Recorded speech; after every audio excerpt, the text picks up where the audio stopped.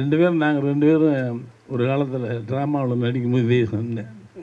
இவன் நீ என்னவா நினச்சா அங்கேயும் இந்த கலாட்டா பண்ணி என்னை டைலாக் பேச விட மாட்டான் மேடையிலே.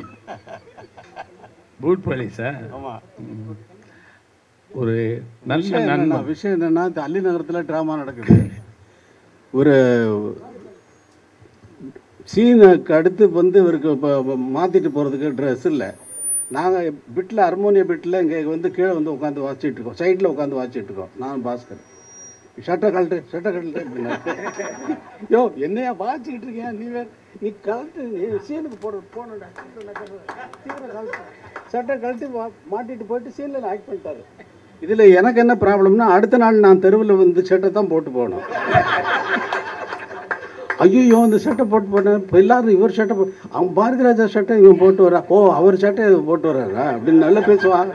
அவங்க பக்கத்தில் இதான் முதல் இது 2 பேர் பக்கத்துலேயும் இருந்து அந்த ஒரு ஃபங்க்ஷன் எனக்கு உண்மையாகவே எல்லாரும் யாருக்கு வந்திருக்காங்களோ அது மாதிரி நானும் ஜேபிக்காக தான் வந்திருக்கேன். ஜேபி பற்றி யார் தெரியலையோ அவங்களுக்கு சொல்கிறேன், அவர் உலகம்மைன்னு அவர் பேர் வச்சுருக்காரு. அவர் உலகப்பன். அவர் உலகத்தில் இருக்கிற எல்லா விஷயத்தை பற்றியும் கரைச்சி குடித்தவர், நிறைய ஞானம் உள்ளவர். அவர் கூட பேசிகிட்டு இருந்தால் நிறைய விஷயங்களை நம்ம கற்றுக்கலாம். நீங்கள் வந்து டபுள் பாசிட்டிவ் பார்த்து புலன் விசாரணை டபுள் பாசிட்டிவ் பார்த்துட்டு யாருக்குமே விருப்பம் இல்லை. அந்த படம் வந்து என்ன பிட்டாக இருக்குது, இன்னும் இருட்டாக இருக்குது, ஆர்டிஸ்ட் தெரியல, ஹீரோவுக்கு வந்து காமெடி இல்லை, ஹீரோயின் இல்லை, இது என்ன அப்படிங்கிற மாதிரி இருந்தது. அவர் டபுள் பாசிட்டிவ் போட்டு காமிச்சோன்னே சார் வந்து ஒரு சின்ன சின்ன கரெக்ஷன் சொன்னார், இதெல்லாம் இருந்தால் சரியாக இருக்குமாப்பா அப்படின்னு. சார் ஏன்னா இவர் 3ஆம் தேதி படம் பார்க்குறாரு, பொங்கலுக்கு ரிலீஸு, 14ஆம் தேதி ரிலீஸு. 3ஆம் தேதி பார்த்தீங்கன்னா நான் ராவுத்தர்கிட்ட சொன்னேன், சார் இது மாதிரி கொஞ்சம் சின்ன சின்ன கரெக்ஷன் சொல்லியிருக்காரு சார் அப்படின்னு. யோ அவர் வந்து ரீரெக்கார்டிங் ரொம்ப டைட்டாக இருக்கே, அவனை தள்ளி விட்டுறதுக்காக சொல்லுவார், இருக்கிறது பண்ணிட்டியா, படம் ரிலீஸ் பண்ணி ஆகணும் நம்ம அப்படின்னாரு. இல்லை சார் ஒரே ஒரு 4 படம் எனக்கு கொடுங்க அப்படின்னு சொல்லி, அப்போது வந்து ஈஞ்சம்பாக்கத்தில் ஒரு வீடு 3 வீடு சேர்ந்த மாதிரி இருக்கும் இல்லையா, அந்த டீரேந்தர் வீடுன்னு சொல்லுவோம் இல்லையா, அதில் வந்து 3 வீட்டில் இருக்க வந்து மொத்தம் 6 யூனிட் வந்து லைட் பண்ணி ஒரு நாள் ஃபுல்லாக ஷூட் பண்ணி மொத்தம் எனக்கு. ஆனால் ஃபிலிம் கொடுக்க மாட்டான்ட்டாங்க. ஃபிலிம் வந்து 5 கேன் தான் கொடுப்பான்ட்டாங்க. 5 கேன் 2000 அடி அன்றைக்கி ஷூட் பண்ணோம். 2000 அடி ஷூட் பண்ணதில் 1800 அடி வந்து எடிட்டர்லேருந்து வந்தது எங்களுக்கு. ஒரு என்ஜி மட்டும் ரிமூவ் பண்ணி கடன் சேர்த்து 4ஆம் தேதி ஷூட் பண்ணி 5ஆம் தேதி கொண்டு போய் 6ஆம் தேதி ரீரெக்கார்டிங் கொடுத்துட்டு அந்த படம் வந்த பிறகு அந்த ஃபைட்டு கிளைமேக்ஸ் ஃபைட்டில் வந்து இப்போ நீங்கள் பார்த்துருப்பீங்க புலன் விசாரணை கிளைமேக்ஸ் ஃபைட்டு. அது எடுக்கும்போதே எனக்கு ஒரு பிரச்சனை வந்து என்னென்னா, அது ஒன்றுமே இல்லை, ஃபைட்டு எப்படி பண்ணுறது, பேக்ரவுண்ட் ஒன்றும் இல்லை, உடைக்கிறதுக்கு சுகர் கிளாஸ் இல்லை, அது இல்லை, ஒரு 2 பேர் மட்டும் எப்படி பண்ணால் நல்லாயிருக்குங்கிற மாதிரி ஒரு அவங்கள கன்வின்ஸ் பண்ணி இல்லை சார் நீங்கள் எடுத்து காமிக்கிறேன் நல்லா இருக்கணும். எடுத்து காமிச்ச பிறகு ஒரு ஹாலோன்னு சார் இருக்குது. அப்போ வந்து டபுள் பாசிட்டிவ் அவங்க சொன்னாங்க, இது கொஞ்சம் இதுவாக இருக்க பாருங்க. இல்லை சார் ராஜா சார் மியூசிக் போட்டு அது நீங்கள் ராஜா சார் மியூசிக்கில் பாருங்கள் பிரம்மாண்டமாக இருக்கும் அப்படின்னு சொன்னேன். ரீரெக்கார்டிங் போனால் ராஜா சார் அதுக்கு மியூசிக்கே பண்ணல.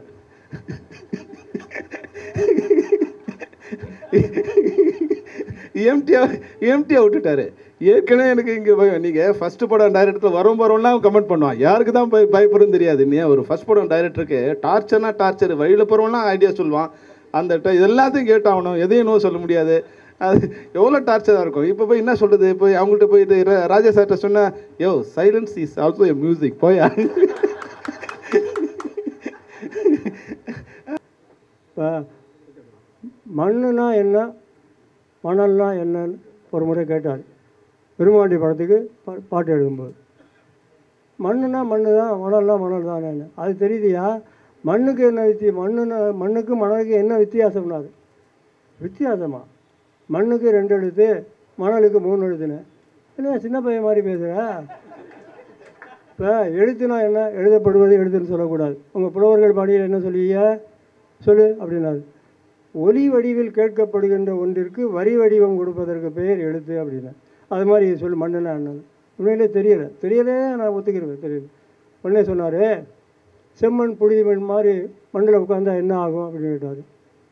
ஒட்டுமா ஆகணும். ஆமாம் ஒட்டும், அப்படி தட்டினாலும் போகாது, ஒட்டிக்கிறோம் அப்படின்னு. அப்போ ஆற்றங்கரை மணல் குளக்கால் மணலில் உட்காந்தா என்ன ஆகும், ஒட்டுமான்னு கேட்டார். ஒட்டாது அப்படின்னு. அப்போ மண் ஒட்டும் தன்மை உடையது, மணல் ஒட்டும் தன்மை அற்றது. அதனால தான் மண் பிளசால் ஒட்டும் தன்மை அற்றது மணல். இது இலக்கண குறிப்பு, காரண பெயர்னார். மணல் இதுதான் இலக்கண குறிப்பு. நாங்கள்லாம் படிக்கிற இடத்துல வித்வான் வகுப்பு, அண்ணாமலை பல்கலைக்கழகத்தில் நான் படித்தேன் வித்வான் வகுப்பு. அதான் மண் ப்ளஸ் அல், மண் அல்லாதது, மண் அல்லாதது மணல். படிக்கும்போது எல்லாம் இடுகுறி பெயர் தான் சொன்னாங்க. இவர் ஒருவர் தான் காரண பெயர்னு கண்டுபிடிச்சி அதை சொன்னார். அது மாதிரி பலது. நம்ம கமலஹாசன் படத்தில் உதவாக்கரைன்னு ஒரு சொல்லு வருமே, இது என்ன பாட்டு, ஆறாக நான் ஓட உதவாக்கரை நானுன்னு வரும் பெருமானி படத்தில். அது நான் எழுதினது தான். அது அது இது கமலஹாசன்ட்டே விளக்கம் சொன்னார். உதவாக்கரை என்பது ஒரு ஒரு மனிதனுக்கு இதுக்கு ஒன்றுக்கு ஆகாத வேலை கூட உதவாக்கரைன்னு சொல்கிறோம்ல.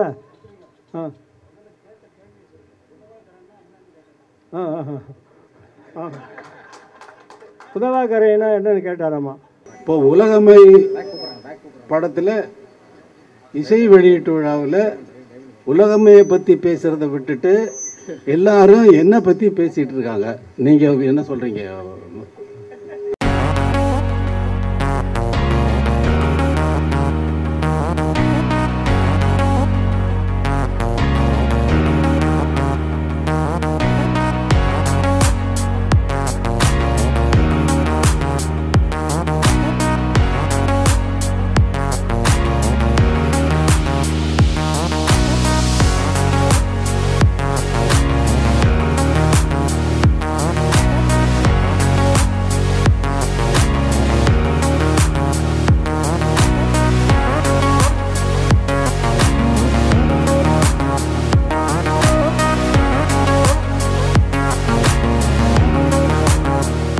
இசை ஞானியின் உலகம்மை இசை வெளியீட்டு விழாவுக்கு வந்திருக்கும் அனைவருக்கும் வணக்கம். படக்குழுவின் சார்பாக அனைவரையும் அன்புடன் வரவேற்கிறேன். ஒளி ஒளி தெய்வங்களுக்கு என் முதல் வணக்கம்.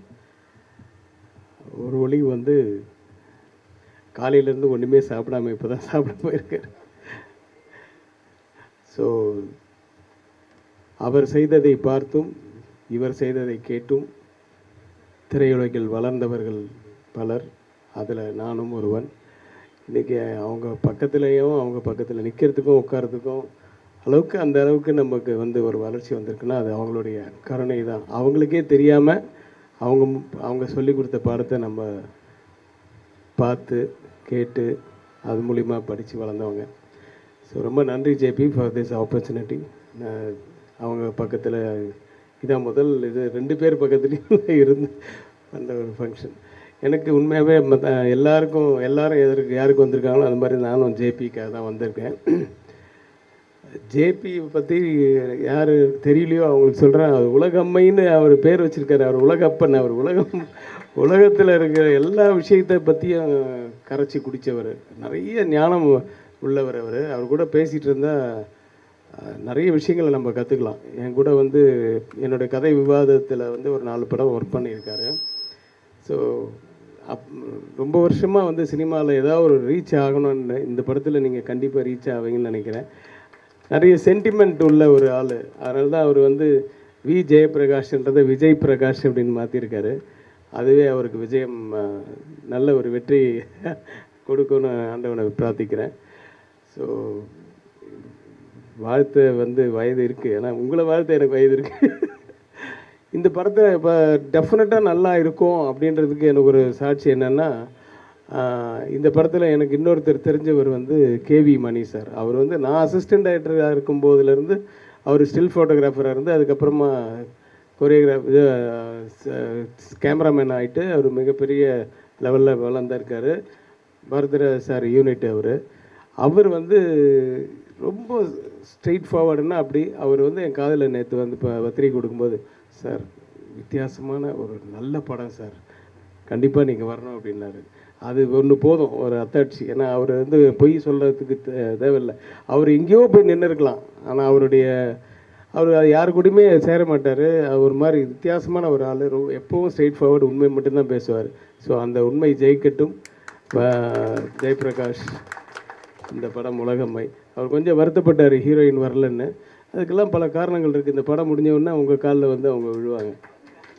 வாழ்த்துக்கள், நன்றி. கலை உலக நண்பர்களே அனைவருக்கும் எனது அன்பான வணக்கங்கள். ஜெயபிரகாஷ் அவர்களே நாங்கள் எல்லாம் சுருக்கமாக ஜேபி என்று தான் அழைப்போம். அவர் பாக்கியராஜிடமும் பாரதி ராஜாவிடமும் உதவி இயக்குநராக பணிபுரிந்து அந்த தொழிலை நன்கு கற்றுக்கொண்டவர். இது அவருக்கு 5வது படமா 4வது படமா 4வது படம் 4வது படம். மிகச்சிறந்த முறையிலே இந்த படத்தை அவர் இயக்கி இருக்கிறார். அதில் சிறப்பாக நமது மாரிமுத்து அவர்கள் சிறப்பாக நடித்திருக்கார். மாரிமுத்து தானே பேர்? படம் பார்த்தேன். இதில் ஒரு கேரக்டரை நடிக்க சொல்லி என்னை கேட்டார் ஜெயபிரகாஷ். அப்போ நான் வேறொரு படத்துக்கு எழுத வேண்டியிருந்ததுனால வர முடியல திருநெல்வேலியில்.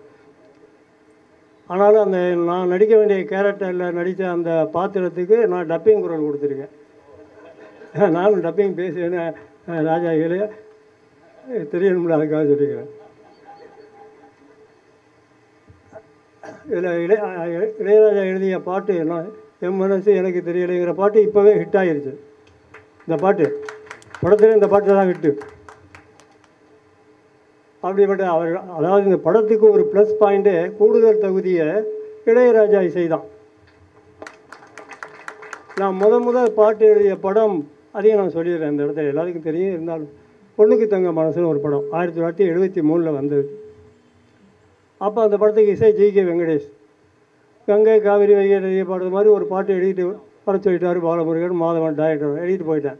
அவர் பாட்டை பார்த்துட்டு எல்லாம் ஒரே தாளத்தில் இருக்குது, நல்லா இருக்குது, ஆனால் வெவ்வேறு மெட்டு போட்டு எழுதுனா தான் நல்லாயிருக்கும், மெட்டு போட்டோம் அதுக்கு பாட்டு எழுதுங்கன்ட்டார் ஜி.கே. வெங்கடேஷ். சரி 2 நாள் இருந்து மெட்டு போட்டார், சரியாக வரல. 2வது நாள் சாயந்தரம் மாலையில் டைரக்டர் மாதம் சொன்னார், என்ன நாயுடு சரி 2 நாள் ஆச்சு என்ன வரல மெட்டு அப்படின்னாரு. சரி நான் என்கிட்ட ஒரு உதவியாளர் இருக்கிறாரியா, அவரை பாட சொல்கிறேன், நிறைய மெட்டு இருக்குது, உனக்கு எது பிடிக்குதோ அதில் 2 வச்சுக்க, மிச்சம் 2க்கு நான் போடுறேன் அப்படின்னாரு. சரின்னு பாட சொன்னாங்க. பிடிச்சிருந்தது. இதுக்கே எடுக்க வேண்டாங்க. என்னன்னா ஒரு பல்லவிக்கு அந்த உழவன் வந்து பாடுவானே, கங்கை அம்மா வைகை அம்மா அப்படின்னு, அதுக்கு என்ன பாடினார்னா, மஞ்சள் அரைக்கையிலே மதிலை எட்டி பார்த்த மச்சான், என்ன பொடி போட்டிகளோ இழுத்தரைக்க கூடலையே சோ, அதை வச்சு தான் எழுதுறேன். கங்கை அம்மா வைகை அம்மா கழனி செடிக்கும் பொன்னியம்மா, உங்களுக்குள் சண்டை வந்தால் ஒருமைப்பாடு பிழைக்காதே லேலோ அப்படின்னு. அதை தஞ்சாவூர் சீமையிலே கண்ணு தாவி வந்தேன் புண்ணியமான பாட்டு. அந்த உதவியாளர் போட்ட மெட்டு தான் நான் எழுத முதல் பாட்டு. ஆனால் அந்த உதவியாளர் பேர் படத்தில் வராது. அந்த உதவியாளர் யாருன்னா, அவர் தான் உலக புகழ் பெற்ற இன்றைய இசைஞானி இளையராஜா அவர்கள். அந்த பாதத்தை இப்போ கரகாட்ட கலைஞர்கள் தென் மாவட்டங்களில் திருவிழாக்களை பாடி பெருமைப்படுத்தினார்கள். அதே போல் அவர் இசையில் அதிகாரப்பூர்வமாக நான் முதல்ல எழுதிய படம் இல்லை அவர் பாரதி ராஜா இயற்கணக்கே அதை சேர்த்து சொல்லணுங்கிறதுக்காக இருந்தேன்.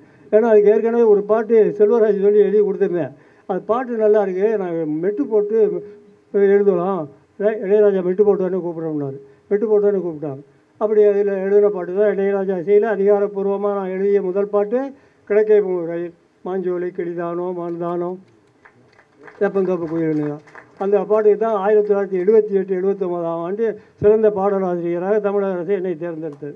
அப்படியெல்லாம் நான் இன்றைக்கு அண்மையில் வெளிவந்த மதுரை மணிக்குறவர் என்ற படம் வரையிலும் அதுவும் இளையராஜா தான் சார். அதில் எல்லா பாட்டும் நான் தான். அதனால் என்னை எழுத வச்சவர் அவர் தான். 1700 பாட்டு எழுதியிருக்கிறேன் என்றாலும் இளையராஜா இசையில் மட்டும் நான் 380 பாட்டு எழுதியிருக்கிறேன்.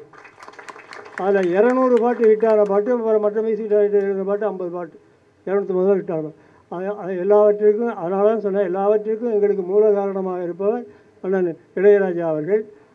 இன்னொன்று, எந்த இசையமைப்பாளருக்கும் இருக்கக்கூடிய தகுதியை விட அவருக்கு கூடுதலாக ஒரு தகுதி உண்டு. மற்ற இசையமைப்பாளர்கள்லாம் இசையை பற்றி மட்டுமே அறிவார்கள். இசைப்புலமையோடு இலக்கிய புலமை, இலக்கண புலமை உடைய ஒரே இசையமைப்பாளர் இந்திய திரையுலகில் இளையராஜா ஒருவர் தான். நான் எல்லா இசையமைப்பாளர்களும் எழுதியிருக்கிறேன். ஹிந்தி பட இசையமைப்பாளர்கள், கன்னட படம், மலையாள படம், தெலுங்கு பட இசையமைப்பாளர் எல்லாத்தையும் எழுதியிருக்கிறேன். அந்தந்த மொழி இசையமைப்பாளரிடம் அவர்களை பற்றி அந்தந்த கவிஞரிடம் கேட்டிருக்கிறேன். அப்படி நான் கேட்டு அறிந்தது வரையிலும் இவருக்கு நிகரான இசைப்புலமை, இலக்கிய புலமை, இலக்கண புலமை படைத்தவர்கள் இன்றைக்கு வரையிலும் யாரும் தமிழ் கிடையாது, இந்தியாவில் கிடையாது.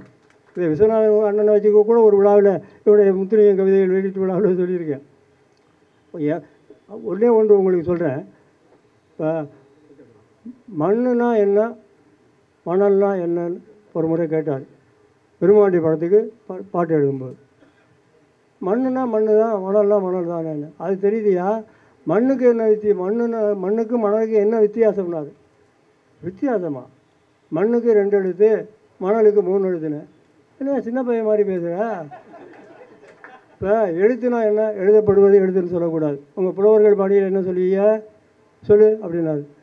ஒலி வடிவில் கேட்கப்படுகின்ற ஒன்றிற்கு வரி வடிவம் கொடுப்பதற்கு பெயர் எழுத்து அப்படின்னா. அது மாதிரி சொல்லு மண்ணுன்னா என்னது? உண்மையிலே தெரியலே நான் ஒத்துக்கிறேன், தெரியல. உடனே சொன்னார், செம்மண் புழுதி மண் மாதிரி மண்ணில் உட்காந்தா என்ன ஆகும் அப்படின்னு கேட்டார். ஒட்டுமா ஆகணும்? ஆமாம் ஒட்டும். அப்படி தட்டினாலும் போகாது, ஒட்டிக்கிறோம் அப்படின்னு. அப்போ ஆற்றங்கரை மணல் குளக்கால் மணலில் உட்காந்தா என்ன ஆகும்? ஒட்டுமான்னு கேட்டார். ஒட்டாது அப்படின்னு. அப்போ மண் ஒட்டும் தன்மை உடையது, மணல் ஒட்டும் தன்மை அற்றது. அதனால தான் மண் பிளசால் ஒட்டும் தன்மை அற்றது மணல். இது இலக்கண குறிப்பு, காரண பெயர்னார். மண் மணல் இதெல்லாம் இலக்கண குறிப்பில் நாங்கள்லாம் படிக்கிற இடத்துல வித்வான் வகுப்பு, அண்ணாமலை பல்கலைக்கழகத்தில் நான் படித்தேன் வித்வான் வகுப்பு. அதான் மண் பிளஸ் அல், மண் அல்லாதது, மண் அல்லாதது மணல். படிக்கும்போது எல்லாம் இடுகுறி பெயர் தான் சொன்னாங்க. இவர் ஒருவர் தான் அது காரண பெயர்னு கண்டுபிடிச்சி அதை சொன்னார். அது மாதிரி பலது. நம்ம கமலஹாசன் படத்தில் உதவாக்கரைன்னு ஒரு சொல்லு வருமே, இது என்ன பாட்டு? ஆறாக நான் ஓட உதவாக்கரை நானுன்னு வரும் பெருமாண்டி படத்தில். அது நான் எழுதுனது தான். அது அது இது கமலஹாசன்ட்டே விளக்கம் சொன்னார். உதவாக்கரை என்பது ஒரு ஒரு மனிதனுக்கும் எதுக்கு ஒன்றுக்கு ஆகாத வேலை கூட உதவாக்கரைன்னு சொல்கிறோம்ல.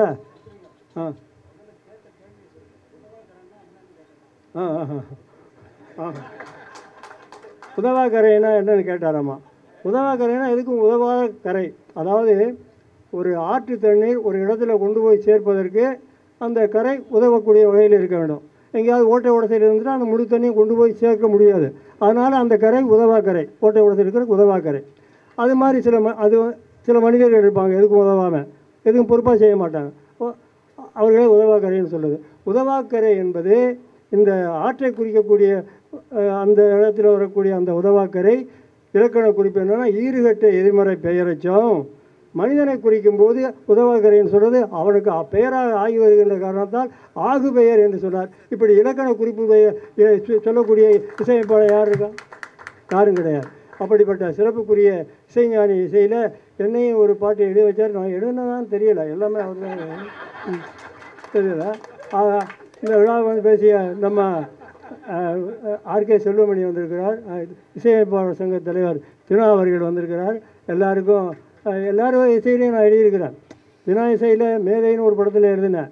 சிறந்த பாடலாசிரியர் தேர்ந்தெடுத்தாங்க 2011. பல கலைஞர்களை தேர்ந்தெடுத்தாங்க அதிமுக ஆட்சியில். இதுவரையும் கொடுக்கவே இல்லை, வெறும் கொடுக்கு அப்படி இருந்தது. அது எங்கள் கட்சி ஆட்சி தான், அதனால் நான் சொல்லக்கூடாது, இருந்தாலும் சொல்லணுங்கிறதுக்காக சொன்னேன். அப்படிப்பட்ட சிறப்புக்குரிய இந்த விழாவில் கூடுதல் தகுதியாக இருப்பதே இந்த படத்துக்கு அண்ணன் இளையராஜா இசை தான். இந்த படம் வெற்றி பெற வேண்டும், வெற்றி பெற வேண்டும், வெற்றி பெற வேண்டும் என்று வாழ்த்துகிறேன். ஜெயபிரகாஷ் வாழ்க்கை இந்த படத்தின் மூலம் அவருக்கு பல படங்கள் மாரிமுத்து தான் அதில் ஸ்கோர் பண்ணிட்டார். ரொம்ப எல்லாருக்கும் என்னுடைய நன்றி, வணக்கம். உலகம்மை இசை வெளியீட்டு விழாவுக்கு வருகை தந்துள்ள அனைவருக்கும் எங்களுடைய வணக்கம். இசைஞானி இளையராஜா அவர்களுக்கும்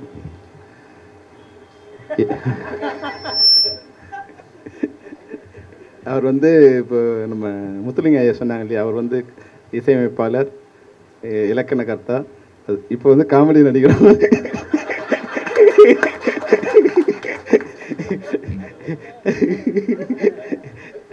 அது ரொம்ப சந்தோஷமா இருக்கு. ஏன்னா இந்த 30 வருஷத்துல நான் அவர் பார்த்து பயந்தவாது நின்றுமே தவிர சிரிச்சு நின்று.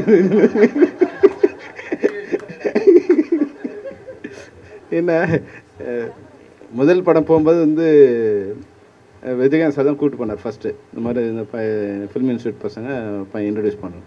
அப்படியா எத்தனை பாட்டு நம்ம சார் இது க்ரைம் சப்ஜெக்ட் சார், இதில் பாட்டு இங்கே போகும்போதே சொன்னாங்க இப்போ இளையராஜா தான் வேணும், எதுக்கே அவன் டார்ச்சர், வேறு யாராவது பண்ணலாமே, இப்போ ரொம்ப பிஸியாக இருக்காருன்னு. பாட்டு வேறு இல்லையா, எதுக்கு இளையராஜா சார் அப்படின்னு. நான் சொன்னேன், சார் பாட்டுங்கிறது 5 நிமிஷம்ப்பா, ரீரெக்கார்டிங்கிறது 2 மணி நேரம் பாட்டு. அது முதல்ல ரீரெக்கார்டிங் 2 மணி நேரம் வேலைங்கிறதே தெரியாத ஒரு காலகட்டம். அப்போ படம்னா இளையராஜா மியூசிக்னா சாங் மட்டும்தாங்கிற மாதிரி. நான் சொன்னேன், இல்லைங்க என் படம் வேறு மாதிரியான ஒரு படம், அதுக்கு பேக்ரவுண்ட் ஸ்கோர் தான் ரொம்ப இம்பார்ட்டன்ட் அப்படின்னு சொல்லி தான் அவங்கள கரெக்ட் பண்ணி கூப்பிட்டு போனேன். அப்புறம் இவரு சார் போனோடனே எத்தனை பாட்டு யாருக்குனாரு. சார் பாட்டு இல்லை சார். பாட்டே இல்லை, அப்புறம் எதுக்கு எங்கே வந்தேன். அப்போ நான் சொன்னேன், இல்லை சார் ரீரெக்கார்டிங் ரீரெக்கார்டிங் படம் வந்தால் தான் தெரியும், பாட்டு வந்து இல்லைன்னா கூட ஒரு 2 பாட்டு வச்சுக்க, அப்போ தான் அது வந்து ஒரு ட்ரெய்லர் மாதிரி இருக்கும், பாட்டு போடணும் இல்லையா, நீ படத்துக்கு வர்றதுக்கு ஒரு பாட்டு வேணும்யா, அதை பயன்படுத்திக்கான்னு அப்புறம் வந்து ஒரு 2 பாட்டாவது இருக்குன்னு சொல்லி போட்டார். சரின்னு வந்து அது பாட்டு போட்ட பிறகு அதே போல் அடுத்த படம் கேப்டன் பிரபாகரன் இந்த அதில் வந்து எத்தனை பாட்டு இருக்குன்னாரு. அப்புறம் 2 பாட்டு தான் சார் இருக்குது, இதில் வந்து பாட்டு இல்லை சார், அது ஹீரோன்னு பாட்டே இல்லை. என்ன என்னை வச்சு பாட்டு வாண்டானே என்ன வச்சு பாட்டு எடுக்கக்கூடாது மாதிரியான்னு கேட்டார். இல்லை சார் இது ஆக்ஷன் ஃபில்மாக இருக்குது அப்படின்ட்டு சரின்னு போயிட்டேன். பெரும்பாலும் நான் வந்து பாடல் பதிவுக்கு நான் போகிறதே கிடையாது. என்னென்னா அவங்க பாட்டு ஒன்று இது மாதிரி வேணும்னு சொன்னால் அதை ரெக்கார்ட் பண்ணி காமிச்சிருவாங்க, அவ்வளோதான். நான் ரெக்கார்டிங் போனதே இல்லை, மியூசிக்கு யார் எழுதுகிறாங்க யார் பாடுறாங்களாம் வந்து நான் 2 படம் வரைக்கும் நான் போனதே இல்லை.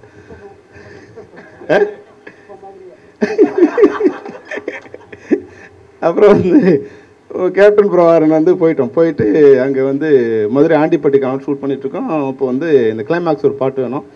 அப்போ வந்து ஒரு பாட்டு முதல்ல கொடுத்து அனுப்பிச்சிருந்தாங்க. அந்த பாட்டு வந்து எனக்கு கொஞ்சம் சரியாக இல்லை, எனக்கு இதுவாக எனக்கு பிடிக்கல. உடனே வந்து நான் வந்து ராவத்திட்ட சொன்னேன், சார் கொஞ்சம் சாங்ஸ் இருக்கு, இன்னும் பிடிக்கல யாரையா போய் சொல்கிறது, அங்கே போய் நீ சொல்கிறது அதெல்லாம் ஏடியா ஏதோ ஒன்று அப்படிங்கிற விஜயகாந்த் சார் சொன்னேன். இல்லை சொல்ல முடியும், அதெல்லாம் நான் சொன்ன கோச்சுப்பாரு, நீயே ஏதோ சொல்லிக்க இல்லாட்டி எடுத்துரு அப்படின்ட்டார். அப்போ எஸ்டிடிலாம் கிடையாது. அப்புறம் வந்து நைட் சாங் எடுக்கிறோம், நாங்கள் வந்து ரெக்கார்டிங்கில் இருந்தாங்க. நான் வந்து கல்யாண் சார் இருந்தார், அவர் ஃபோன் பண்ணி இது மாதிரி சார்கிட்ட பேசணும்னு சொல்லி எஸ்டிடி புக் பண்ணி நைட்டிங் கால் புக் பண்ணி பேசணும். என்ன பண்ணார் சார், இந்த வந்து இந்த பாட்டு கொஞ்சம் சரி என்ன வேணும்னாரு. சார் பாட்டு சரியில்லைன்னு. ஆமாம் ஏன் ரெக்கார்டிங் பண்ணுவோம் வரமாட்டீங்க, அப்புறம் பாட்டு சரியில்லைன்னா ஏதோ ஒன்று ஏடியா அதெல்லாம் ஒன்றும் பண்ண முடியாது அப்படின்னாரு. இல்லை சார் ஏற்கனவே நான் பாட்டு வேணான்னு சொன்னேன், அப்புறம் இந்த எனக்கே பிடிக்காத பாட்டை நான் எடுத்தேன்னா ஜனங்க எப்படி சார் பார்ப்பாங்க, அதனால் வந்து சார் தயவுசெய்து அதெல்லாம் பண்ண முடியாது வையா அப்படின்னாரு. சார் தயவுசெய்து ஒரு சரி என்னதான் வேணும்னாரு. சார் எனக்கு அது சொல்கிற அளவுக்குலாம் எனக்கு பெரிய அறிவு இல்லை சார், நான் வந்து ஷோலே மாதிரி ஒரு படம் எடுக்க ஆசைப்பட்றேன், ஒரு மெஹபூப் சாங் வேணும் சார், அவ்வளோதான். சரி வையா ஃபோன் அப்படின்ட்டார். வச்சுட்டேன் சார். ஆனால் அன்றைக்கி நைட்டு வந்து இது பண்ணி டியூன் பண்ணி மார்னிங் வந்து அதை வந்து கம்போஸ் பண்ணி ரெக்கார்ட் பண்ணி மத்தியானம் ஃப்ளைட்டில் வந்து எனக்கு ட்ராக் அமிச்சாங்க. அன்றைக்கி நைட் ஷூட்டிங்கு, மத்தியானம் ட்ராக்கில் ஃப்ளைட்டில் வந்து எனக்கு சாங் சேர்ந்துச்சு. நைட்டு வந்து ஈவினிங் 6 மணிக்கு சாங் ரெக்கார்ட் பண்ணி வாய்ஸ் மிக்ஸ் பண்ணி நைட்டு 9 மணிக்கு மேலே பாண்டியன் எக்ஸ்பிரஸில் அந்த வந்து மார்னிங் வந்து சேர்ந்தது. அன்றைக்கி நைட்டு வந்து அந்த ட்ராக்கை மட்டும் வச்சுட்டு அந்த பிஜிஎம்லாம் எடுக்க ஆரம்பித்தோம். மறுநாள் வந்து வந்த பிறகு மறுநாள் அந்த லிரிக்ஸ்லாம் எடுக்க ஆரம்பித்தோம். அந்த பாட்டு ரெக்கார்ட் பண்ணும்போது நான் இல்லை, ஆனால் எனக்கு அவருக்கு ஒரு என்னென்னா எதுவாக இருந்தாலும் கொஞ்சம் அவரோட அவர் மகன் மாதிரி நின்று எதுவும் வந்து சொல்லக்கூடிய ஒரு தைரியம் கொஞ்சம் இருந்ததால் ஆட்டமா பாட்டமா அதுதான். அதனால் அதனோட மொத்த புகழும் அவருக்கு தான். ஏன்னா அது வந்து எனக்கு இது போல் வேணும் அப்படின்னு சொன்னதால் அப்புறம் அடுத்து முடிஞ்சவொடனே சொன்னார், அடுத்த படம் நீ 2 பாட்டுன்னு வந்தீங்கன்னா எங்கிட்ட வரக்கூடாதுன்ட்டார். அடுத்த பாட்டு 2. அதனால் நான் என்ன பண்ணலான்னு நினச்சேன். அப்புறம் சாங் வந்து செம்பருத்தி சாங் பண்ணும்போது சார் அதில் 11 சாங் அந்த படத்தில் 11 சாங்கு. இன்னும் மொத்த படத்துக்கு சேர்த்து இதில் வாங்கிறியா நீ அப்படின்னாரு. அப்புறம் வந்து சார் ஒரு படத்தோட ரெக்கார்டிங்கு அந்த முடிஞ்சிட்டு அவங்களுக்கு வந்து இது கொடுத்து நோட்ஸ் கொடுத்து வந்தார், என்னென்னு சொன்னால் இது மாதிரி வேணும்னது சார். 45 மினிட்ஸில் 9 சாங் எங்களுக்கு வந்து கம்போஸ் பண்ணி முடிச்சோம். 9 45 மினிட்ஸில் முடிஞ்சிடுச்சு. செம்பருத்தி படத்தோட மொத்த சாங்கும் 9 சாங்கும் ஒரே 45 மினிட்ஸில் முடிஞ்சிச்சு. சரி கிளம்பலான்னார். சரி நானும் அதை பற்றி எந்த இதுவும் இல்லை, சரி யார் எழுதுகிறாங்க, சரி இந்த பாட்டு நல்லா இருக்குது, சரி இந்த மாதிரி வேணும் எனக்கு வந்து எனக்கு டூயட் சாங் வேணும், ஒரு கொஞ்சம் மாஸ் சாங்கை வேணும் அப்படின்னு சொல்லிட்டு வந்துட்டோம். அப்புறம் சார் படம் பார்த்துட்டு இங்கே ஒரு பாட்டு நல்லாயிருக்கு, ஏற்கனவே வந்து 11 பாட்டு ஆகிடுச்சு, இங்கே ஒரு பாட்டில் இருந்தால் நல்லா இருக்கியா அப்படின்னாரு. சார் ஷூட்டிங்லாம் முடிஞ்சிச்சுன்னு. சரி எதாவது எடுத்துகிட்டு வாயா இங்கே ஒரு பாட்டு போகிறேன்ட்டு ஒரு சாங் வந்து ரீரெக்கார்டிங்கப்போ ஒரு சாங் போட்டார். அப்போ வந்து 12வது சாங்கு அந்த சாங் வந்து வந்தது. மொத்தம் அது 3 படத்துக்கு வாங்க வேண்டிய சாங்கை அந்த மொத்த படத்துக்கு சேர்த்து வாங்கிட்டேன் செம்பருத்தியில். அது போல் உண்மையிலே வந்து அவரை வச்சு புகழ மாதிரி இருக்கக்கூடாது, ஆனால் அது வந்து ஒரு வற்றாத ஜீவநதி மாதிரி. அது எப்படி தான் அந்த இது மூலையிலேருந்து அவ்வளோ இது வருமோ தெரியாது. அது பாட்டு மழை போல் வந்து அந்த டியூன் வந்துகிட்டே இருக்கும். மோரோவர் வந்து பிரசாத்தில் வந்து ஓல்டு தேட்டரில் ஆப்போசிட்டில் வந்து நியூ தேட்டரில் வந்து டீலக்ஸ் தேட்டரில் வந்து மார்னிங் ஒரு சாங் ஈவினிங் ஒரு சாங், மார்னிங் ஒரு சாங் ஈவினிங் ஒரு சாங்கு. இன்னும் இது 10வது வந்து ஏவிஎம் ஆர்ஆரில் வந்து ரீரெக்கார்டிங் போயிட்டுருக்கோம். அந்த மாதிரி வந்து ஒரு 10 வருஷம் வந்து ஒரு மனிதனால் வந்து மூச்சு விடுறது கூட நேரம் இல்லாமல் வந்து அவ்வளோ இதுவாக ஒர்க் பண்ணக்கூடிய ஒரே இசைக்கலைஞர், உலகத்தில் ஒரே இசைக்கலைஞர் வந்து இளையராஜா தான். அது வந்து நமக்கு கிடைத்த ஒரு பெருமை. அது அந்த இசையில் வந்து இவர் நம்ம ஜெயபிரகாஷ் வந்து ஜாயின் இருக்கார், அவருக்கு என்னோடய வாழ்த்துக்கள். ஆனால் அவர் நேற்று பேசும்போது சொன்னார் வந்து செல்வமணி நீங்கள் வாங்கினார் வந்து நான் சொல்லுவேன் அப்படின்னு சொல்லிட்டு ஒரு சின்ன வருத்தம் சொன்னார். அதாவது செல்வமணி நம்ம ரொம்ப கஷ்டப்படுறோம், இது மாதிரி பண்ணியிருக்கோம், 25 வருஷத்தில் பல பேரை சந்திச்சிட்டோம், இன்னும் ஒருத்தரை மட்டும் தான் நான் சந்திக்கவே இல்லை அப்படின்னாரு. என்ன சொன்னேன், யாரை சார் சந்திக்கல, நீங்கள் தான் டைரக்டர்கிட்ட இருந்தீங்க, எல்லாரும் இளையராஜா சார் எல்லாரும் சந்திச்சிட்டிங்கன்னு. இல்லை, இன்னும் வெற்றியை மட்டும் தான் நான் சந்திக்கலை. இந்த படத்து மூலம் நிச்சயமாக சந்திப்பேன். ஏன்னா ராஜா சார் வந்து இது வந்து மிக அழகாக எனக்கு பண்ணி தந்திருக்காங்க அப்படின்னு சொல்லும்போது அந்த கான்ஃபிடென்ட் வந்து கொடுக்கும்போது, அது மாதிரி பல இயக்குநர்களை உண்மையாகவே வந்து பல பேரை தயாரிப்பாளராக்கியிருக்காரு. என்ன மாதிரி ஆட்களை பல பேரை இயக்குனர் ஆக்கினதில் நீங்கள் வந்து டபுள் பாசிட்டிவ் பார்த்து புலன் விசாரணை டபுள் பாசிட்டிவ் பார்த்துட்டு யாருக்குமே விருப்பம் இல்லை. அந்த படம் வந்து என்ன பிட்டாக இருக்குது, இன்னும் இருட்டாக இருக்குது, ஆர்டிஸ்ட் தெரியல, ஹீரோவுக்கு வந்து காமெடி இல்லை, ஹீரோயின் இல்லை, இது என்ன அப்படிங்கிற மாதிரி இருந்தது. அவர் டபுள் பாசிட்டிவ் போட்டு காமிச்சோன்னே சார் வந்து ஒரு சின்ன கரெக்ஷன் சொன்னார், இதெல்லாம் இருந்தால் சரியாக இருக்குமாப்பா அப்படின்னு. சார் ஏன்னா இவர் 3ஆம் தேதி படம் பார்க்குறாரு, பொங்கலுக்கு ரிலீஸு, 14ஆம் தேதி ரிலீஸு. 3ஆம் தேதி பார்த்தீங்கன்னா நான் ராவத்திட்ட சொன்னேன், சார் இது மாதிரி கொஞ்சம் சின்ன கரெக்ஷன் சொல்லியிருக்காரு சார் அப்படின்னு. யோ அவர் வந்து ரீரி கடைக்கு ரொம்ப டைட்டாக இருக்கியா, அவனை தள்ளி விட்டுறதுக்காக சொல்லுவாங்க, இருக்கிறது பண்ணிட்டியா, படம் ரிலீஸ் பண்ணி ஆகணும் நம்ம அப்படின்னாரு. இல்லை சார் ஒரே ஒரு நாள் மட்டும் எனக்கு கொடுங்க அப்படின்னு சொல்லி, அப்போ வந்து ஈஞ்சம்பாக்கத்தில் ஒரு வீடு 3 வீடு சேர்ந்த மாதிரி இருக்கும் இல்லையா, அந்த டிராந்தர் வீடுன்னு சொல்லுவோம் இல்லையா, அதில் வந்து 3 வீட்டில் வந்து மொத்தம் 6 யூனிட் வந்து லைட் பண்ணி ஒரு நாள் ஃபுல்லாக ஷூட் பண்ணி மொத்தம் எனக்கு. ஆனால் ஃபிலிம் கொடுக்க மாட்டான்ட்டாங்க, ஃபிலிம் வந்து 5 கேன் தான் கொடுப்பான்ட்டாங்க. 5 கேன் 2000 அடி அன்றைக்கி ஷூட் பண்ணோம். 2000 அடி ஷூட் பண்ணதில் 1800 அடி வந்து எடிட்டர்லேருந்து வந்தது எங்களுக்கு. ஒரு என்ஜி மட்டும் ரிமூவ் பண்ணி கடன் சேர்த்து 4ஆம் தேதி ஷூட் பண்ணி 5ஆம் தேதி கொண்டு போய் 6ஆம் தேதி ரீ ரெக்கார்டிங் கொடுத்துட்டு அந்த படம் வந்த பிறகு அந்த ஃபைட்டு கிளைமேக்ஸ் ஃபைட்டில் வந்து இப்போ நீங்கள் பார்த்துருப்பீங்க புலன் விசாரணை கிளைமேக்ஸ் ஃபைட்டு, அது எடுக்கும்போதே எனக்கு ஒரு பிரச்சனை வந்து என்னென்னா, அது ஒன்றுமே இல்லை, ஃபைட்டு எப்படி பண்ணுறது, பேக்ரவுண்ட் ஒன்றும் இல்லை, உடைக்கிறதுக்கு சுகர் கிளாஸ் இல்லை, அது இல்லை, ஒரு 2 பேர் மட்டும் எப்படி பண்ணால் நல்லாயிருக்குங்கிற மாதிரி ஒரு அவங்கள கன்வின்ஸ் பண்ணி இல்லை சார் நீங்கள் எடுத்து காமிக்கிறேன் நல்லாயிருக்கணும், எடுத்து காமிச்ச பிறகு ஒரு ஹாலோன்னு சார் இருக்குது. அப்போ வந்து டபுள் பாசிட்டிவ் அவங்க சொன்னாங்க, இது கொஞ்சம் இதுவாக இருக்க பாருங்க. இல்லை சார் ராஜா சார் மியூசிக் போட்டு அது நீங்கள் ராஜா சார் மியூசிக்கில் பாருங்கள் பிரம்மாண்டமாக இருக்கும் அப்படின்னு சொன்னேன். ரீ ரெக்கார்டிங் போனால் ராஜா சார் அதுக்கு மியூசிக்கே பண்ணல.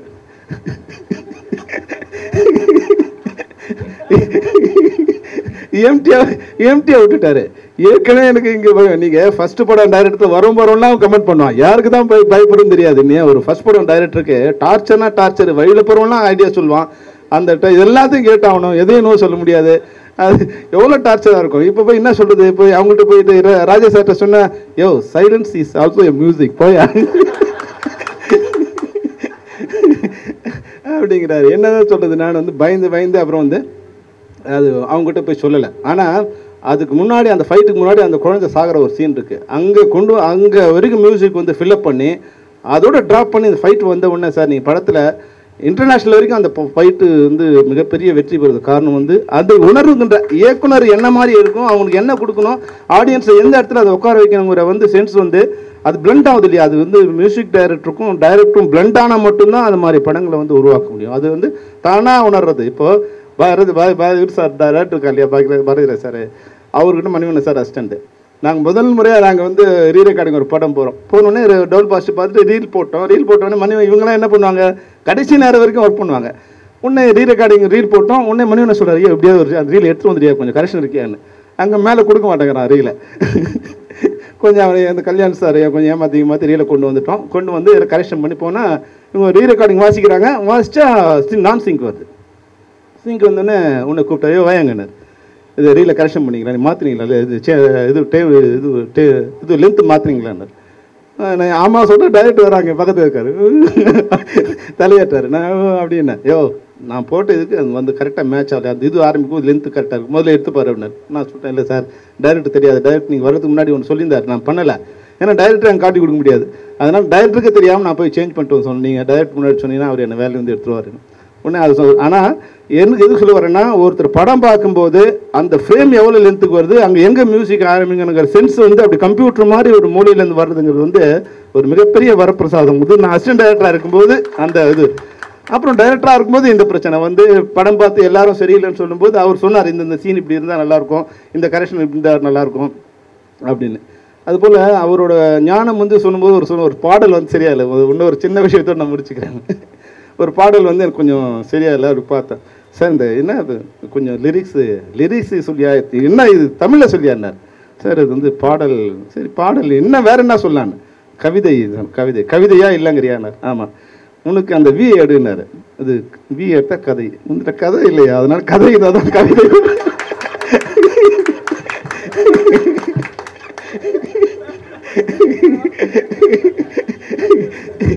வந்து கதையை தெரியாம பண்ணிட்டு வா, கவிதைக்கு வரும் இங்கே ஆட்டோமேட்டிக்காக அப்படின்னு. அது போல் ரொம்ப ஒரு அன்பாக வந்து எல்லாருடையும் வந்து வெளியேந்து பார்க்குறவங்க வேற, ஆனால் சாரோட கொஞ்சம் மிங்கிளாகி அந்த இது இல்லாமல் வரும்போது ஒரு குழந்தை மாதிரியே வந்து அவங்களோட பிஹேவ் பண்ணி ஒரு இன்றைக்கெலாம் நாங்கள் வந்து மேடையில் நிற்கிறதுக்கு ஒரு மற்றவர்களால் நாங்கள் புகழப்படுவதற்கும் அங்கீகாரம் எங்களுக்கு கிடைச்சிருக்கிறதுக்கும் இளையராஜா சார் வந்து ஒரு மிகப்பெரிய காரணம். அதே போல் அந்த அங்கீகாரத்தை வந்து நம்ம ஜெயபிரகாஷ் பெறுவதற்கும் இந்த படம் வந்து ஒரு மிகப்பெரிய காரணமாக அமைய வேண்டும் என்று கூறி வாழ்த்துக்களை கூறி விடைபெறுகிறேன். நன்றி, வணக்கம்.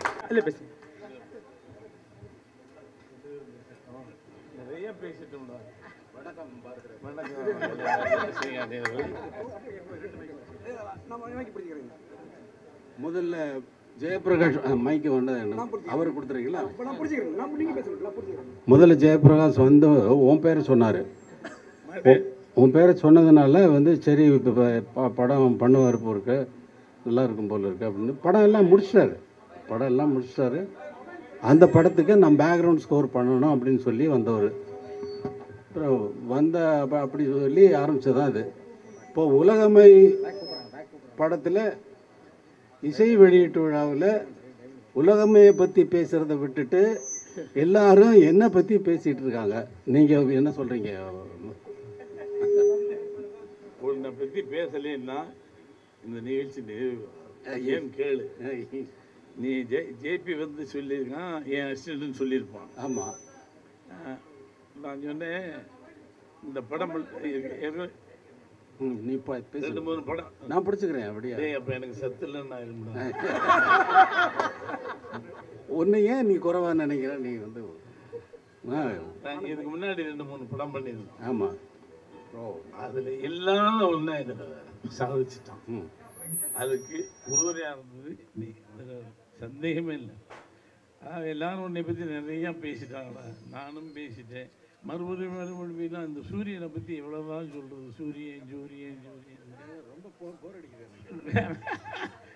அப்போ வேணா ஒரு கருப்பு மேகத்தை கொண்டாந்து மறைச்சிக்கணும். கருப்பு தானே. ரீரிகார்டிங் பற்றி சொன்னால் மணியோட இன்ன வரைக்கும் என் படம் பேசுகிறது என்றால் நான் எடுத்த காட்சிகளை விட அவன் பின்னணி செய்தான். அது ஒன்று என்ன சிறப்புன்னா, உலகத்தில் நானும் ஹிந்திலையும் கொஞ்சம் பண்ணேன், இங்கே நிறையா மியூசிக் டேரக்டர் வந்தேன். ஒரு ரீலை ஒரு தடவை பார்ப்பான், பார்த்துட்டு எல்லாருமே மார்க் போடுவாங்க அந்த காலத்தில். அது பெரிய பெரிய மியூசிக் டேரக்டரோட இங்கே ஒரு பிகினிங் எண்டு மார்க். இவன் ஒரே ஒரு தடவை தான் பார்ப்பான் ரீலை, அவ்வளோதான். பேனாவை எடுத்து எழுத ஆரம்பித்தான். என்னன்னா கொஞ்சம் யோசிக்க வேணாமா, இதிலிருந்து இதுவரை இங்கே சைலன்ஸ் மைண்டுக்குள்ளே தான் இருக்கும்.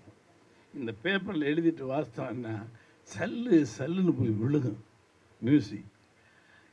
இப்படா அதுன்னு தெரியாது. இப்போ இவ்வளவு தான் மியூசிக்கு, இந்த இடம் சைலண்ட்டு. அதான் ஹீ நோஸ் வெரி வெல். அதனால தான் உலக இசையமைப்பாளர்கள் நம்ம என்னைக்கு இருந்தாலும் இவன் நம்ம மறக்கவே முடியாது. என் நண்பனாருங்கிறதுக்காக சொல்லலை, தொழிலில் கிட்டத்தட்ட அவனோட இணைஞ்சு சண்டை போட்டு சமாதானமாகி என்னென்னமோ பண்ணிடுங்க. ஆனால் இவன் ரெண்டுமே சொல்லலாம், 5 வரலையும் 5 சரஸ்வதி இருப்பான். அதில் ஒரு அற்புதமான கலைஞன். நாங்கள் 2 பேரும் ஒரு காலத்தில் ட்ராமாவில் நடிக்கும்போது இதே சண்டை. இவன் நீ என்னவா நினச்சா அங்கேயும் இந்த கலாட்டா பண்ணி என்னை டைலாக் பேச விட மாட்டான் மேடையிலையும். பூட் பண்ணி சார் ஒரு நல்ல விஷயம் என்னென்னா, அள்ளி நகரத்தில் ட்ராமா நடக்குது. ஒரு சீனுக்கு அடுத்து வந்து இவருக்கு இப்போ மாற்றிட்டு போகிறதுக்கு ட்ரெஸ் இல்லை. நாங்கள் பிட்டில் ஹார்மோனிய பிட்டில் இங்கே வந்து கீழே வந்து உட்காந்து வாசிச்சுட்டு இருக்கோம், சைடில் உட்காந்து வாசிச்சுட்டு இருக்கோம். நான் பாஸ்கர் ஷர்ட்டை கழட்டு அப்படின்னா, யோ என்னையா வாசிக்கிட்டு இருக்கேன் நீ வேறு, நீ கழட்டு சீனுக்கு போனடா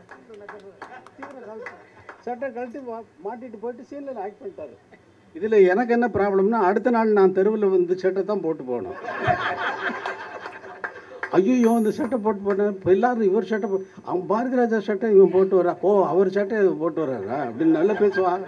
ஐயோ இது தப்பாச்சே அப்படின்னு சொல்லிட்டு அடுத்த சீனில் இவர் பேசிக்கிட்டு இருக்காரு. இவர் பாஸ்கர் வந்து ஏதோ ஒரு ரோடு சீனில் ஏதோ கலாட்ட பேர், நான் போயிட்டேன் உள்ள. இவர் வந்து பூட் மேக்கர் BA ட்ராமா பேர். இவர் பூட் பாலிஷ் போட்டுக்கிட்டு இருக்காரு. நான் போய் சரி இப்படி வச்சுட்டு அதே அதே அதே ஷர்ட்டை போட்டேன் போடு அப்படின்னு. அதான் கலாட்டா சொல்கிறாரு, வேற ஒன்றும் இல்லை. மேடையில் ரொம்ப கலாய்ப்பான், நம்மளை நடிக்க விட மாட்டான். இங்கேருந்து நம்ம முக்கியமான டைலாக் யோசித்து அடுத்துடணும். ஏய் ஒன்று எதையாவது ஒன்றும் அதே மாதிரி பாலிஷ் பொடியான்னா அதுக்கு ஒரு டைலாக் அடிப்போம். இது நாடகம்டா, எல்லாம் பார்த்துட்ருக்காங்க, கண்டிக்கவே மாட்டான். நம்மளை எவ்வளோ வாரணமோ வாருவான். இன்னைக்கு வரைக்கும் அதை செஞ்சிட்ருக்கான்.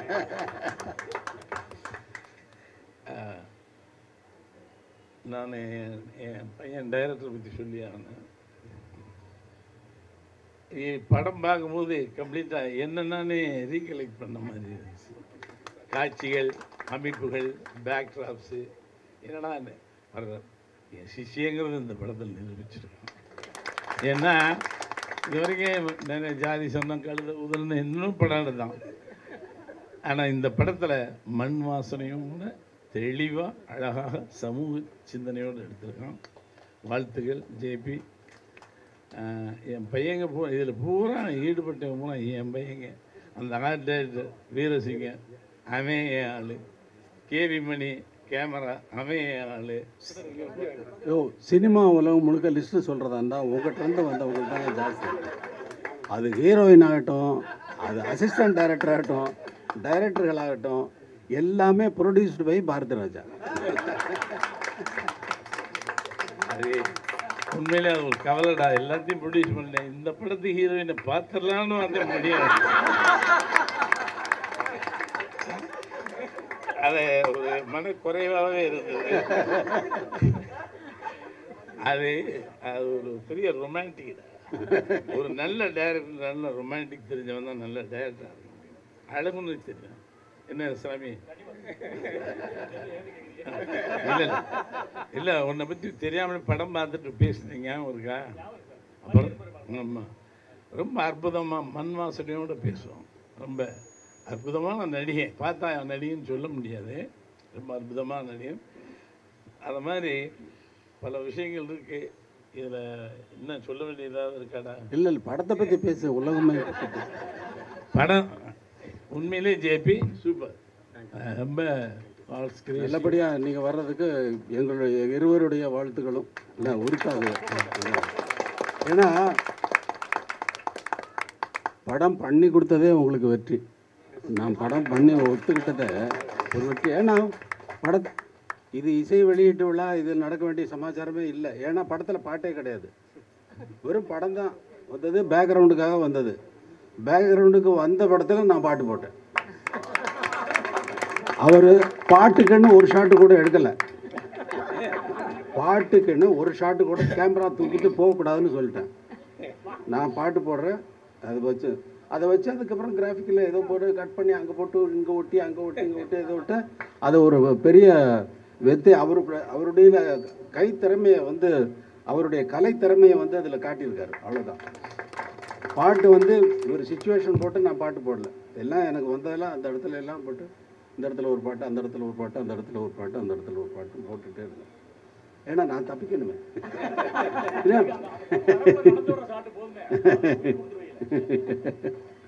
எல்லாம் நல்லபடி அசிஸ்டண்டாக இருக்க வரைக்கும் மறைச்சிக்கிட்டு வெளியே கொண்டு எல்லாத்தையும் கண்டேன். நல்ல நடிகை இதில் நடிச்சிருக்கலாம். ஷாக் ஆகிட்டேன், என்னடா நடிச்சிருக்கீங்கன்னு. என்கிட்ட இருக்கும்போது இவங்க நடிக்கிறது கிடையாது. நடிப்புன்னா மற்ற நடிப்பு.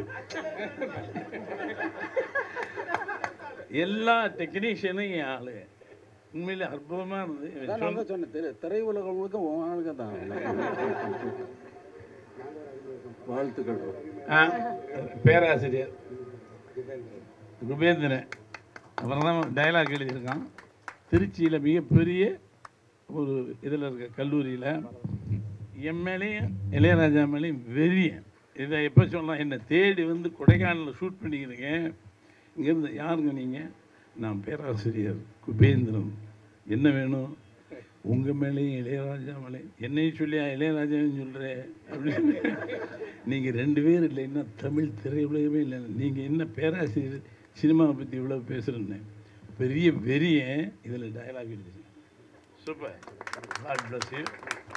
இதுக்கு மேலே என்ன பாட்டு அப்படிங்களா? ஓ மதுரையா? சாரி பாடல் எழுதியிருக்காரு. அதனுடைய பெருமையை சொன்னால் இளையராஜா மறுபடியும் போடணும். எந்த வரிகளாக யார் எழுதினாலும் சரி அதற்கு உயிர் வரும் இசைஞானி இளையராஜா. ஒன்றுமே வேணாம், தத்தகாரமே தெரிய வேணாம், சும்மா எழுதுங்க. ஒரே நாளில் காலையில் 9 மணிக்கு ஆரம்பித்தோம் கம்போஸிங். 4 மணிக்கு 7 பாட்டு 5 பெரும்பாலும் கம்போஸ் பண்ணி முடிச்சிட்டேன். எது முதல் மரியாதை நம்புவீங்க? இன்றைக்கி அது ஜீவ இதாக. அதே மாதிரி நாடோடி தந்தில் வேகமாக போன ரூம் ஐயோ கிளம்பிட்டேன், ஏன் ஒரு பாட்டு வேணும், என்ன ஏன் மிட்டாய் கடையில் மிட்டாய் கேட்ட மாதிரி கேட்குறேன். இல்லை இந்த மாதிரி கொஞ்சம் எரியா இதெல்லாம் நீ கொடுக்குறீங்களா, எனக்கு ஃப்ளைட் இருக்குது, நான் போய் ஆகினேன், பாட்டு எடுத்துகிட்டு போனேன். இன்னும் அவன் பாட்டுக்கு வந்து இன்னத்தும் இது எடுத்த மாதிரி. அப்புறம் சுச்சுவேஷன் சொன்னேன். 2 செகண்ட் கூட இல்லை நான் சொல்லி இன்னொரு தூரத்துலேருந்து ஒரு நாடோடி கூட்டம் வருதுறான்னு சாம்பாருங்க பாட்டை டங்குன்னு தூக்கி போட்டு பாடுறேன். வித்தின் ஹவரில் பாட்டு முடிச்சிடுவோம். அது கடவுள் கொடுத்த பெரிய விஷயம். இப்போ இவனுக்கு நான் இருந்த எல்லாத்தையும் சொல்லணும்னா வருஷம் ஆகும்.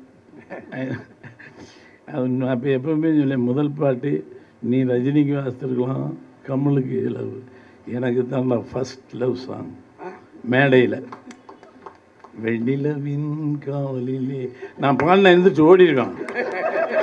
எப்போ யோ நீ பாடாதையா டே இல்லை நான் எந்திரிச்சு போவோம், லிட்ரேரியாக எந்திரிச்சு ஓடுவோம். அதுதான் முதல் பாட்டு. நன்றி, வணக்கம், வாழ்த்துக்கிறேன். ஐநா சபையின் தமிழ் முகம், ஐநாவின் தமிழ் நா என்று சொல்லக்கூடிய டாக்டர் ஆர் கண்ணன் அவர்கள் வந்திருக்கிறார்கள். வணக்கம். ஐநா சபைக்கும் அந்த நிகழ்வுக்கும் என்ன தொடர்பு இருக்க முடியும் என்று நீங்கள் எல்லாம் எண்ணக்கூடும். இந்த திரைப்படத்தின் பெயர் உலகம்மை. நான் வேலை பார்க்கும் ஐக்கிய நாடுகள் சபை உலகத்தில் உள்ள அத்தனை நாடுகளையும் ஒருங்கே உறுப்பினராக கொண்ட ஒரு சபை. இந்த சபையை பற்றி பலருக்கு தெரியாது. கோவிட் வரும் வரை உலக சுகாதார நிறுவனம் என்ன சொல்லுகிறது கோவிடை பற்றி என்று தெரிந்து அதன்படி ஒரு 2-2.5 ஆண்டுகள் நாம் நம்முடைய வாழ்க்கையை நடத்தி கொண்டிருக்கிறோம். அந்த ஐக்கிய நாடுகள் சபையினுடைய ஒரு அரசியல் அதிகாரியாக இருக்கக்கூடிய நான் இந்த நிகழ்வில் கலந்து கொள்வது காரணம், நண்பர் ஜேபியை இங்கு குழுமியுள்ள அத்தனை பேரையும் விட அதிக ஆண்டுகள் அறிந்தவன் நான் என்ற காரணத்தினால். அவருடைய இல்லத்தார் இங்கு வந்திருந்தாலும் கூட அவருடைய பெற்றோர்கள் இங்கு இல்லை இதை காண்பதற்கு. அவருடைய சகோதரர் மதுரையிலிருந்து வர முடியாத ஒரு சூழல் என்று. அதனால் அவரை 47 ஆண்டுகள் அறிந்த ஒரே மனிதன் நான் மட்டும்தான். இவர்களெல்லாம் அவரை பின்பறிந்தவர்கள். அவருடைய துணைவியார் கூட அவரை அறிந்திருக்கும் அளவிற்கு அறிந்திருக்க மாட்டார். அவசர நிலை காலம் 1975 வந்த காலத்திலிருந்து நாங்கள் நண்பர்கள். பொது வாழ்க்கைக்கு வர வேண்டும் என்று ஒரு பெரிய வேள்வியை ஜேபி அவர்கள் அந்த காலத்திலிருந்தே நடத்தி கொண்டிருந்தார். அவர் படித்து முடித்த பிறகு இதழியல் துறைக்கு போனார். அவருடைய இல்லம் ஒரு சர்வோதய குடும்பத்தைச் சேர்ந்த இல்லம். அந்த இல்லத்தில் நான் அறிந்த நபர்கள் ஜெயப்பிரகாஷ் நாராயண், அவருடைய தந்தையார் அவருக்கு சூட்டியுள்ள பெயர், வினோபா பாவே, காந்தியடிகள். இப்படிப்பட்ட ஒரு குடும்பத்திலிருந்து வந்து இந்த திரை குதிரையை கட்டி ஆள வேண்டும் என்ற ஆசைக்கு விழுந்துவிட்ட பல கோடி மக்களில் ஒருவராக அவரும் வருவார் என்று யாரும் எண்ணி பார்த்திருக்க முடியாது. 2 பேருமே பொது வாழ்க்கையை பற்றி பேசுவோம். நான் ஐக்கிய நாடுகள் சபைக்கு சம்பளத்திற்கு பணியாற்றும் ஒரு ஊழியனாக மாறிப்போனேன். அவர் எதை செய்தாலும் புதுமையாக செய்வார். சர்வோதய குடும்பத்திலிருந்து பிறந்து ஒரு திரைக்காவியம் திரை உலகத்திற்கு வரக்கூடிய ஒரு நண்பராக அவர் மாறிப்போனார். அவருடைய முதல் படத்தினுடைய பூஜையை கூட வித்தியாசமாக செய்தார். மரினா கடற்கரையில் அந்த பூஜை தொடங்கியது. இதே போல் பெரும் கூட்டம். சார், இவர்களெல்லாம் உங்களுக்காக வந்தவர்கள் தான். என்ன மாதிரி ஆளு? ஜேபிக்காக வந்திருக்கிறோம்.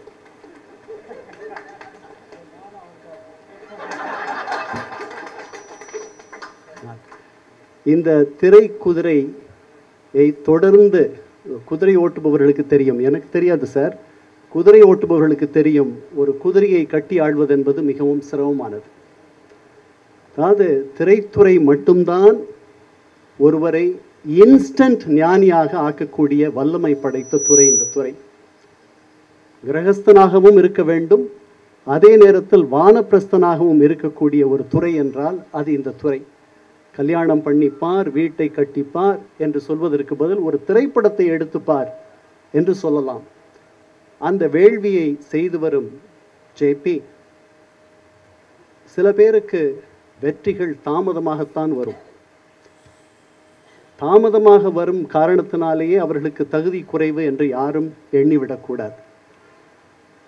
இந்த திரைக்குதிரையை கட்டி ஆள முடியாமல் வெளியே சென்ற பல பேர் இருக்கிறார்கள். ஜெயகாந்தன் கூட அதில் ஒருவர். இது சில பேருக்கு மட்டுமே கைவசப்படக்கூடியது, நம்மிடத்தில் இல்லை. தகுதியும் திறமையும் மற்றும் போதாது. இசைஞானி அவர்கள் சொல்லுவார்கள் இறையருள் வேண்டும் என்று.